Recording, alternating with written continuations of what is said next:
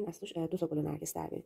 در نتیجه اینو ببینید خیلی در واقع ارتفاعش کمه. این شغل مناسبی نیستش، 2 تا از توش در نمیاد گل نرگس. یا این یکی که باز ارتفاعش مناسبه، ببینید چقدر کج و معوج، خیلی وقتتون رو میگیره که بخواین این رو کامل صاف و صوفش بکنین و مرتبش بکنین.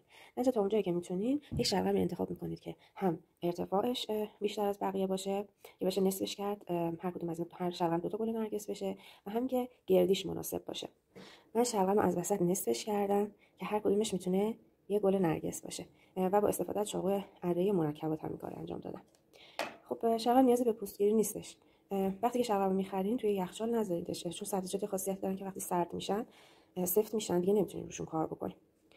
خب حالا مثلا مرکز اینو برای خودمون در نظر میگیریم که اینجا مرکزشه. و چجوری فهمیدم؟ خب تمام این حالت خطایی که هستش به اینجا منتهی شده، اینجا تقریبا مرکزش در نظر میگیریم. بعضی هستن که این وسط گل نرگس رو از کدو در میارن که نارنجی باشه. اون زیاد جالب نیست چون یه تیکه دیگه چسبونده میشه روش، خیلی حالت مصنوعی میگیره. ولی با این روشی که من انجام میدم خیلی بهتر میشه. اگه بخواید خیلی دقیق مثلا یه دایره دورشو داشته باشیم، میتونید از پرگار استفاده بکنیم. مثلا اندازه‌شو برای خودتون مشخص بکنین که چقدر باشه مرکزتون، که خیلی صاف و صوف تمیز در بیاد. خب حالا ببین گل نرگس یه حالتی داره که همچین صاف نیست، اون به اصطلاح اون حالت استوانه‌ای وسطش. در نتیجه ما وقتی میخوایم حرکت بدیم دستمون رو حالت زیگزاکی میگیریم، این چاقو رو حالت زیگزاکی حرکتش میدیم. یادتونه که توی جلسات قبلی پیش رفته گفتیم وقتی میخوایم یه دایره رو در بیاریم زاویه چاقومون در باب 45 درجه است. این میشه 45 درجه است. و همین رو هم اینجا رعایت می‌کنیم به خاطر که انگار قراره این دایره از اینجا برداشته بشه. تنها تفاوتش اینه که به جای که چاقو رو صاف حرکت بدیم ما زیگزاکی اینو حرکتش میدیم. خب ببینید زیگزاکی حرکت دادن، هی دستمو کج و راست میکنم، با دست دیگه من دارم اینو میچرخونمش. دیگه عمقش هم که به خودتون بستگی داره که مثلا شما بخواید چه عمقی این رو درستش بکنین، یکی به خودتون بستگی داره و اینکه چقدر عمق این در واقع این باشه. خیلی خوب. خب این حالت ببینید چجوری در اومد، این حالت صاف نداره. حالا دقیقا میذاریم پشتش بازم با همون حالت زیگزاکی، ولی این سری دستمون 90 درجه است. ببینید زیگزاکی میرم ولی 90 درجه. پس اولی 45 درجه، این برش اصلیمون حساب میشه که 90 درجه است. خب اینم دورم تموم شد. حالا اگه یادتون باشه تو گل روز گفتیم چجوری تقسیم بندی 5 تایی میکنیم. گلبرگای گل نرگس 5 تاست دیگه. اول بالایی رو میذاریم در راستای چشم خودمون قرار میدیم، انگار یه مثلث. این نقطه 2، نقطه 3، ما بین اینها اول سمت چپی بعد سمت راستی. اینا تقسیم بندی 5 تایی. با قرمز گذاشتم که شما راحت بتونید ببینیدش. خب گل نرگس تقریبا برگای توپلی داره، همچین خیلی کشیده نیستش. شما اینجا میتونین هم از چاقوتون استفاده بکنین، هم میتونین از اسکنتون استفاده بکنین. حالا اسکنی که اینجا استفاده میشه برای این مناسبه این سایز آسه هست. ببینید اونقدر اگه از کنار نگاه بکنید اینطوری عمقش بیشتر میشه. این در واقع باز اینم با زاویه 45 من دارم میرم پایین. دیدین؟ با زاویه 45 رفتم پایین. اینم همینطوری. خیلی آروم که یه وقت آسیب نزنید به این وسطی. اینو هم همونطور با زاویه 45 رفتم. شما اینجا میتونید از چاقوتون هم استفاده بکنید. اینطوری نیست که حالا حتما بخواید از اسکنر استفاده بکنید. ببینید؟ نتیجهش خیلی شبیه همون یکی هست. هیچ فرقی نمیکنه. این حالتی من رفتم اینو بریدم. برش استکاکی این حالت.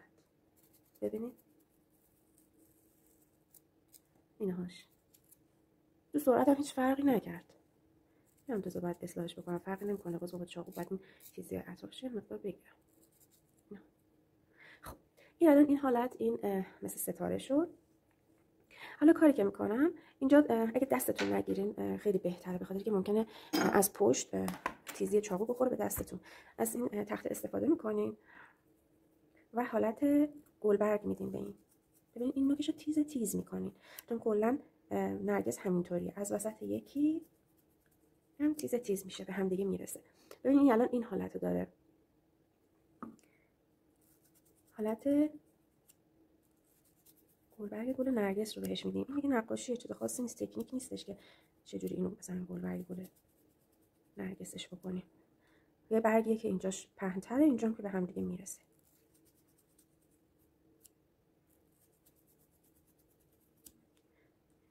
در واقع اون قسمتی که فرو رفتگی ایجاد کردیم با اسکنر وسط این گلبرگ در میاد. خب ببینین الان اینو بازش بکنیم این مشخص میشه، چون اینا رو بریدیم دیگه.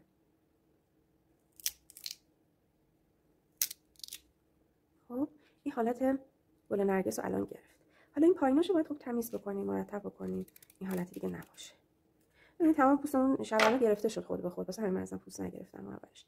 خب اینجا یک قسمت‌هایی مونده، این قسمت‌هاشو هم تمیز می‌کنیم برمی‌داریم. چرا این رو اینقدر مثلا یه مقدار قطر بیشتر گرفتیم؟ بخاطر که قراره از اون سیخ کبابیا داخلش بره، اینو نگهش داره.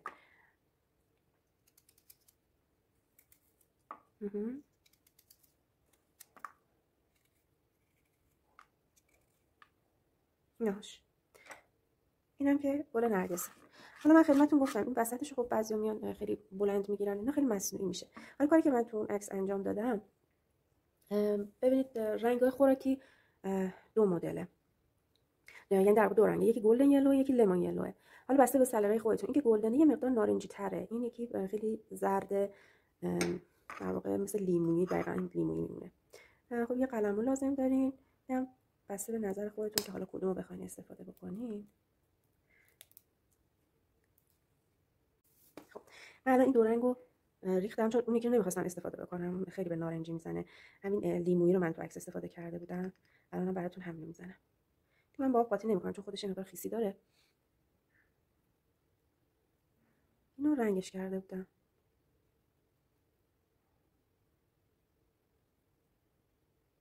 بعد سبزیجاتی که شما اینطوری درستشون میکنین بخارپز بکنین، مثلا توی قبل از اینکه رنگ بزنین اگه خواستین استفاده بکنین. خب برای تزیین این سنگ گرانیته، من اینا رو گذاشتم که بهتون چند تا مثلا برگ بهش اضافه کردم. بعد این ته پیازچه رو هم از وسط اینطوری بریدم. حالا یه تیکه دیگه از این سمت مثل یه به علاوه، باید چاقوتون خیلی تیز باشه از این سمت. خب اینو میدونین که اگه بذارین تو آب سرد حالت شکفته پیدا میکنه. حالا ساقش از چی درست میکنیم؟ اینه که از این چوبایی که چوبای سیخ کباب چوبیه، بعد میایم از سبزی پیازچه استفاده میکنیم. پیازچه خیلی شبیه همون در واقع خود برگا و ساقه نرگسه. ببین مثلا از این خود پیازچه ها رو که نگاه بکنین حالت برگ داره، اینا خیلی مناسبن.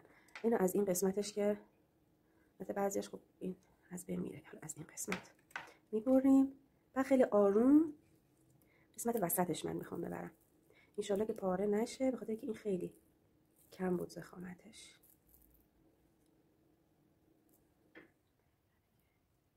یکی از ضخیماش انتخاب بکنم برم داخل. خب اینو میذاریم مثلا از اون میخوایم شاخه ها رو زیاد بکنیم، این یکیشه که بعد تو اسفنجمون وارد بکنیم. حالا این یکی رو که تک هستش و بزرگتره ضخامتش، الان دیگه امکان نداره پاره بشه بخاطر اینکه ضخامت خیلی خوبه. تا اونجا که میخوایم داخل میکنیم، تا اینجا رفته. اینو در میاریم از این سمت میکنیم داخلش، یکی از اون برم دیده نشه. اینجا رو میکنم میدم بالا، این حالتی میشه. مثلا از این شاخه هم که کنارش بذارن یا همون سیخ کبابی فرو میکنم یا همین حالتی اینا رو پرش میکنم که تو اون گلدون گذاشته بودم. از یه مقدار سیخ کبابی بازم داخلش میکنیم و پر میشه و این یکی دیگر هم به همین ترتیب درست میکنیم.